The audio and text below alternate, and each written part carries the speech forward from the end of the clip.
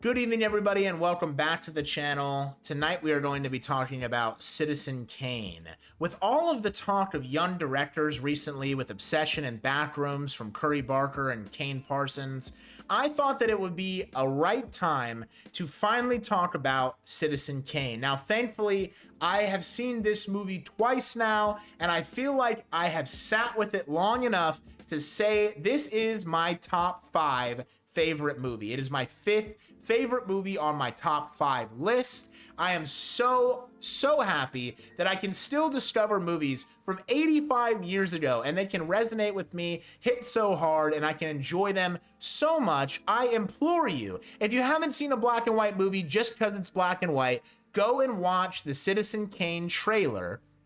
And I just want you to just watch the 4-minute trailer. It was very innovative for its time. And then go and watch a little bit of the movie. And if you don't get sucked in, then you don't like the movie. But I think that a lot of you will. Now, Orson Welles is the one who created this entire character. He wrote the movie, he directed the movie, and he starred in the movie. And I think that it was a perfect storm for the time.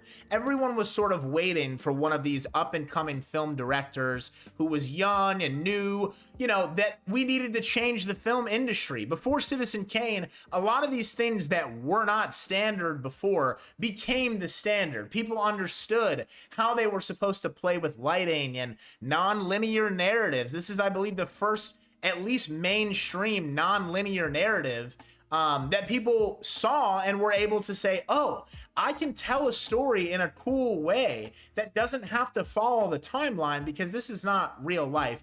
And I find that so endearing, so cool. It's such a charming film.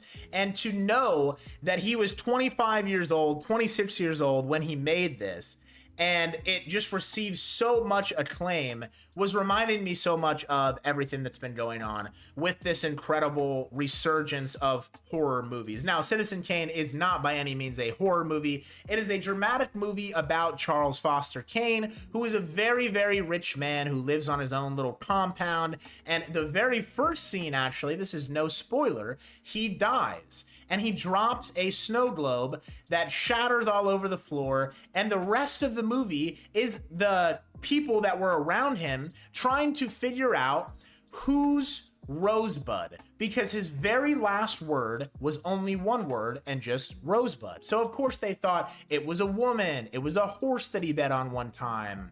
You know, nobody knew what Rosebud could be. So you start to follow this guy, Mr. Thompson, go through, and he starts finding his old diary and people that used to know him, his ex-wife, and all of these things, so that he can piece together and find out who Rosebud is. Now, it doesn't tell you his exact intentions when he finds out who or what Rosebud is. They just sort of want to know, and I like that because in my mind, these guys are looking for money. They're trying to find something, anything that they can find to show them, like a buried treasure or something like that, but it really could just be because they're obsessed with this rich dude, like everybody usually is, that they just want to know so badly, so they go through everything to try to find out. Now, if I'm completely missing something and they said, we're gonna find out, we're gonna get $100 million of gold, then I'm an idiot and I should rewatch the movie again. I'm sorry that I did not watch this film in a fucking film studies class like most people who watched it of my generation, but I took it for what it was. And yes, the innovation is phenomenal. All of the cool things that he did is great. The fact that you get to see Orson Welles at the top of his game, he's a phenomenal actor too. And his voice is so buttery. It's just a good movie, though. At the end of the day, after you get past the black and white, which, by the way, takes about 10 minutes because of how charming this movie is, it pulls you in so quickly. Once you get past it, you just immediately fall in love with this character. And, like, yeah, he's not the greatest guy ever, but he is so swanky and cool. And, like, you want to be involved in his story and you want to know how it ends and all of these things.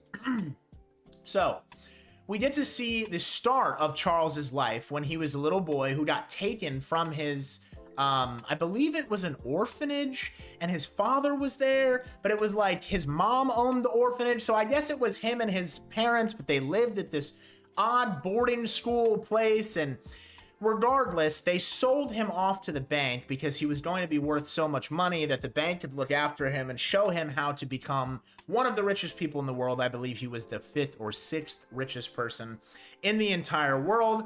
And then he becomes a 25-year-old. His trust is released to him. And instead of following all these paths of the ways that the bank people told him to follow, he doesn't care about any of it. He wants to do a bunch of crazy stuff. He wants to run up a newspaper. He wants to start talking about politics. He wants to run for office. So we get to see all of these things. We get to see his relationship struggles as he goes through a divorce and his wife finds out that he's cheating. We get to see so many amazing things, and it keeps flashing back to when he's older and talking to people in the way that he doesn't really have any regrets. And yes, he does sort of seem like a bitter old man, but it seems like he kind of lived his life the way that he should have lived his life. And I thought it was so beautiful at the end. This is going to be a spoiler. Of course, we find out who Rosebud is. Please, if you haven't seen this movie, click off this video now, because this spoiler is so good. And yes, you don't really have, you're not thinking the entire time, who's Rosebud, because it's just pulling you in and it's so great. But you do keep being brought back to that after the flashbacks end. And it's like, so who is Rosebud, by the way? Mr. Thompson, is asking.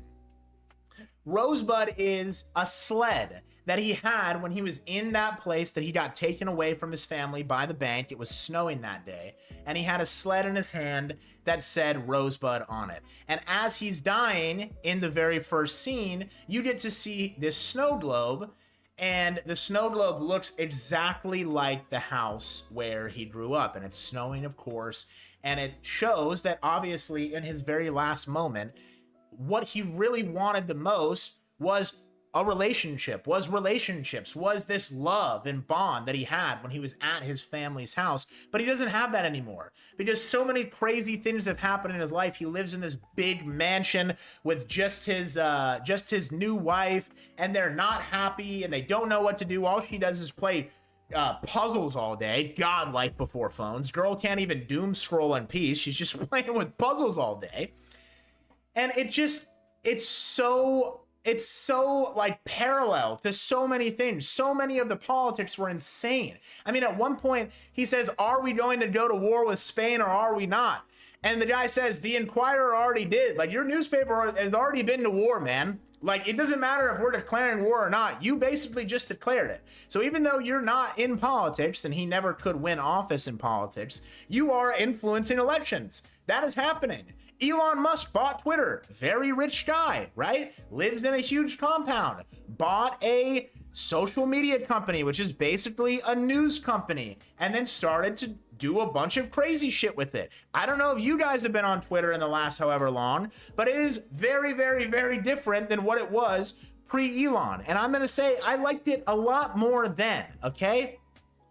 There were so many parallels. There were endless, useless wars and stupid ass politicians and just scum of the earth running all this shit. There were so many things that I saw that I was like, wow, this is like a time capsule of life, this movie. And it made me want to watch so many more movies from that era. I think that you should too. If you've never seen this movie and you've only heard it talked about, if you've only heard about it in a film class or talked about it in a specific scene, please do yourself a favor and watch it. It is just a good movie. Not for any of those other great reasons that add plenty of cherries on top. It is just phenomenal. And that is really all I have to say about that.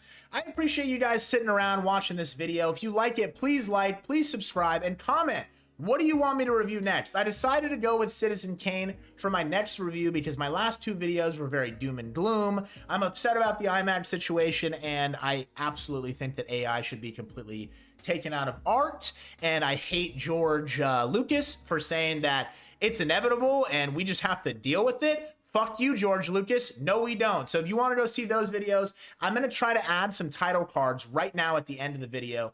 Thank you guys for sticking around and watching. I hope you like the gameplay. I hope it's better quality. I've tried fixing my mic and my gameplay settings a lot over the last few days, and I'm going to start trying to learn how to edit very, very, very soon. So just stay tuned. If you are subscribing and liking right now, you're getting in on the ground floor of an amazing investment. All right, bye-bye now. thank you so much for watching.